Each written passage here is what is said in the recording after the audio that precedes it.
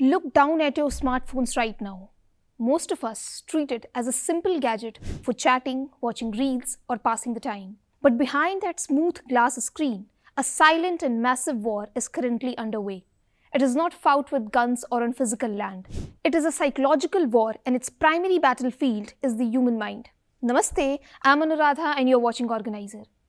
If you look back at the ancient civilizational text, the Mahabharata served as a timeless psychological map for every era, including our modern Kali Yuga. It teaches us that the nature of conflict evolves. Today, the battlefield has entirely shifted. Foreign forces and external entities are actively trying to control and shape the minds of our Bharat's youth using the advanced digital techniques. To counter this, we first need to develop Swayambodh, or can be called self-awareness.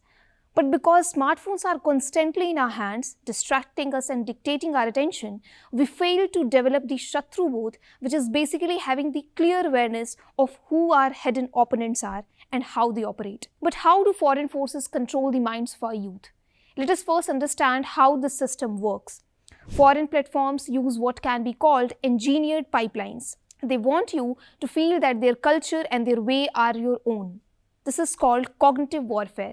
Through a process of parasocial re-anchoring, they utilize algorithms known as algorithmic cognitive reinforcement. They use these pipelines to subconsciously condition or inform our youth to believe that foreign ideas, foreign cultures, and foreign values are superior, while making them feel disconnected from their own roots.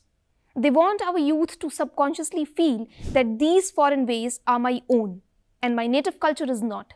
It is a calculated loop designed to keep Bharat's youth isolated while pretending to offer them open spaces. They sell you the illusion of privacy, but in reality, you are under sharp surveillance every time. So here is a question arises. Why are foreign entities doing this aggressively right now? The answer is simple. Because Bharat is not just a rising power anymore. Bharat is a leading power. Look at the extraordinary numbers and ground reality of modern Bharat. Bharat has 8.9 crore MSMEs. We have 1.9 lakh DPIITs registered startups. We have 118 unicorns. Our sports economy has grown to 18,000 crore rupees. These global tech companies command a $1 trillion digital monopoly. If the true and success story of Bharat reaches the masses on the massive scale, their digital monopoly will shatter and their entire pipeline model will fail. That is why our real progress is systematically suppressed. Their algorithms ensure that positive achievements by our youth and independent voices never trend globally, because doing so would destroy their pre-decided biased narrative. Their $1 trillion digital economy fundamentally runs on capturing and monetizing the attention and vulnerabilities of our youth. To achieve this cognitive control, these platforms relies heavily on what we can be called the 4 V's to engineer their algorithms: viciousness, vitality, vulgarity, and violence. They trap users in endless micro loops. They take your natural daily cognitive fatigue and turn it into a total cognitive hijack. They feed you content that keeps your mind exhausted, fragmented, and easily manipulated.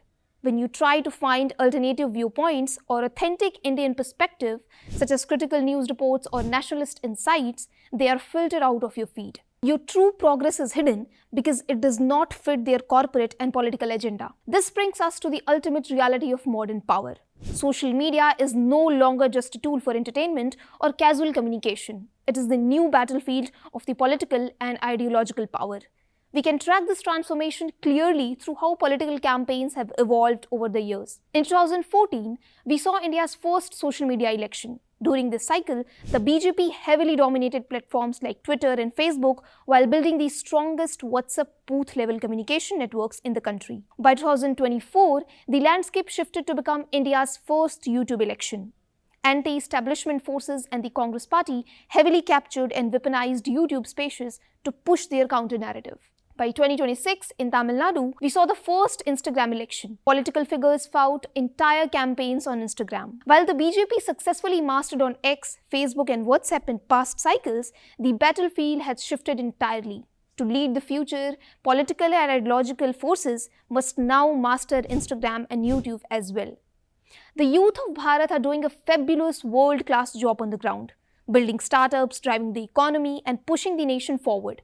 but that real-world success will not automatically flow through foreign digital pipelines because it threatens their established global narrative.